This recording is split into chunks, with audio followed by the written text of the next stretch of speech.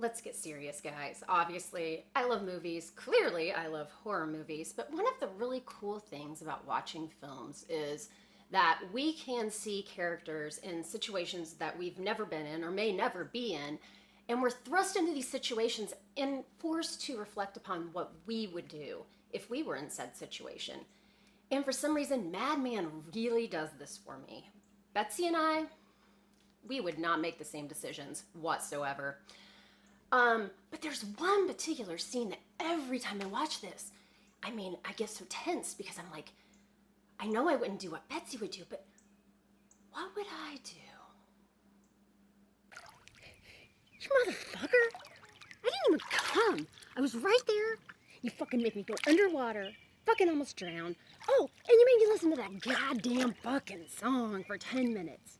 Hope your fucking dick gets bitten off by the fucking piranhas. Get a better fucking name, too.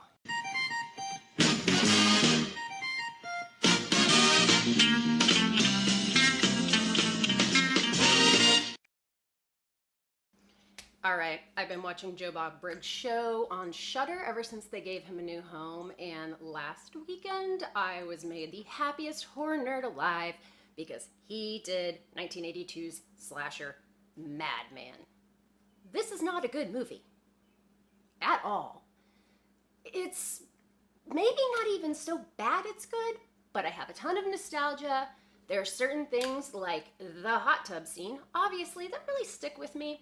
Another thing, if you know anything about me, you know I am a sucker for a theme song, especially one that details either what's going on in the movie or details a character.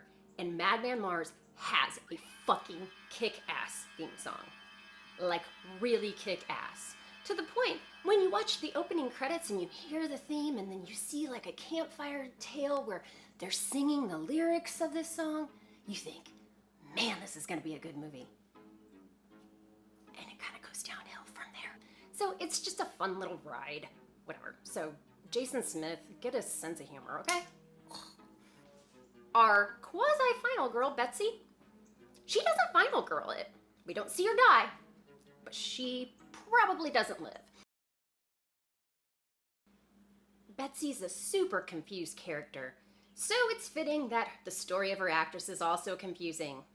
Alexis Dubin played Betsy in this, but her name was really Galen Ross. But her name was really Gail Rosenblum. Rosenblum? However the hell you say it. This chick had a lot of names. We are going to call her Galen for this. This is the name she used the most, even though it's not the name she used for this movie. She hails from my stomping ground, from Indianapolis, Indiana. And in fact, in 2015, she was inducted to the Indianapolis Public Schools Hall of Fame. Broad Ripple class of 68. Galen has exactly 3 acting credits to her name. Well, her name got 2. This Alexis Dubin got 1. Whatever, it's the same person. What's really crazy is the 3 movies she's in are horror cult classics. So she made her debut in 1978's Dawn of the Dead. She was fucking Francine in that movie. That was her first acting role. Obviously, in 1981-82, depending upon where you're looking, she was Betsy in Madman. And then, in 1982, she was Leslie Nielsen's wife, who fucked Ted Danson, got royally fucked, and then fucked him up in Something to Tide You Over, the classic segment from Creepshow. Then she just stopped acting. This might be my most accomplished, not quite final girl. I mean, real life, not quite final girl.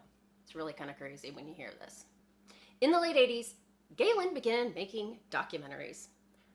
She has had stuff aired on The Learning Channel, BBC, History Channel, Israeli television. She's won awards. She's gotten recognition from various groups who were appreciative of the subjects of her documentaries. She's been on the film festival circuit ever since. So, yeah, I'm not surprised that she wanted to use a different name for this movie. Betsy works at a retreat for gifted children in the Hamptons. In fact, 5 out of 6 of the campers are smarter than 5 out of 6 of the adult counselors. Betsy's beau TP? Yeah, TP. Sings a riveting tale of Madman Mars, a farmer who went batshit crazy and killed his family in that farmhouse right over there. Crusty ginger owner Max elaborates on this vocal creepypasta in a scene that was also done by 2 other movies in 1982. Of course, this scares the younger kids, and Betsy berates TP for his involvement.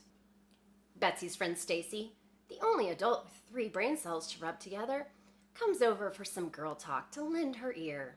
Sure, TP is an ass around you guys all the time. He's an ass around me most of the time.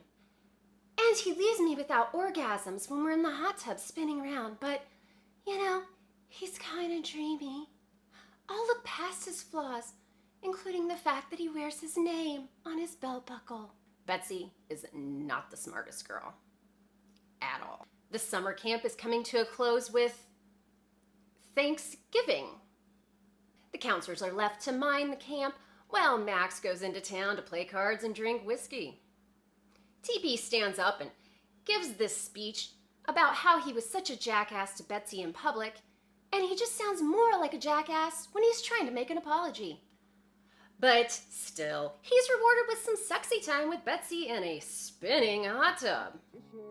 Does his magic, thrills you with a slick trick, you never know. TP obviously is the one who picks the god-awful ballad that's playing while they're in the hot tub because he, in fact, sings it. And the lyrics sound like they were written by first graders who are just learning how to rhyme. Should the magic get you high?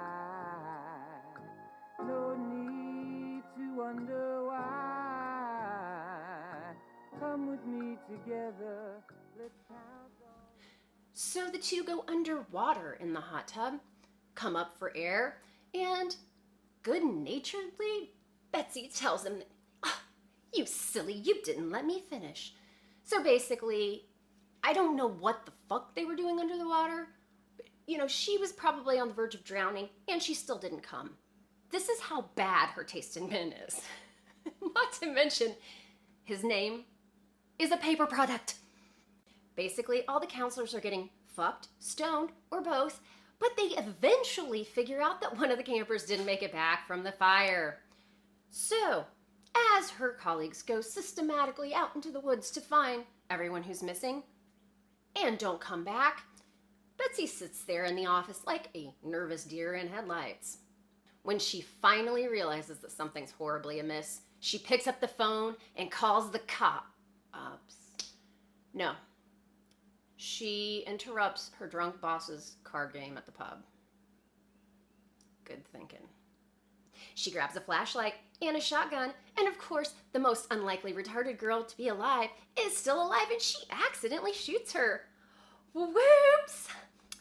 As a complete afterthought, she wrangles up the children and gets them on the bus. Madman Mars stops them. Remembering that she was a badass in Dawn of the Dead, she fights back against Madman Mars until he retreats. And she gets the shotgun and the flashlight and decides to take down this madman once and for all. She hikes out to Madman's farmhouse with the flashlight and the shotgun she clearly should not be wielding. Madman slashes her face with his weird claws and drags her by the jacket into the basement where he is presumably going to make her his mountain bride. Madman throws her on a meat hook like she's Pam and he's Leatherface. She musters up enough energy to get her camp knife to stab him and say, "Enough!" It does cause him to knock over a candle, which ignites the hay that's on the floor of his basement, and the whole goddamn place goes up in flames. We don't actually see the Madman or Betsy die, and you can probably assume that they thought they were going to have a sequel, but the production company closed, and, well, this movie was not well received. In fact, it was only well received by one damn horror critic. This guy. Betsy, you're incredibly stupid. You have horrible taste in men, and you always look as if you just woke up from a lobotomy. But you gave it your all, so you're a not quite final girl that I am glad got strung up on a meat hook. Sorry. Okay, I'll do a special edition of Becca doing stupid shit. Well, there's already something there, but I spiffed up my setup here. I just had to change this light bulb, and it took me a while, and I thought, how many college-educated YouTubers does it take to screw in a fucking light bulb? Okay, so I've always had, well, I haven't always, but I've had NES Jason for a long time. Walked into GameStop yesterday to get a game for my kid, and they had NES Freddy. So now, best friends forever. So yeah, I basically got a new shelf, moved all of my horror, well, basically all my horror stuff over here, but you don't see a lot of it. And then I'm using my curio shelf over here for my Barbies, but that's okay. I also got a cool new stool because I had a Craftsman mechanic stool in here, and it really didn't go with the decor. So there you go, kids. I'm gonna get in the damn water. This is what I do to entertain myself, essentially. Holy fuck. Okay, gonna do this.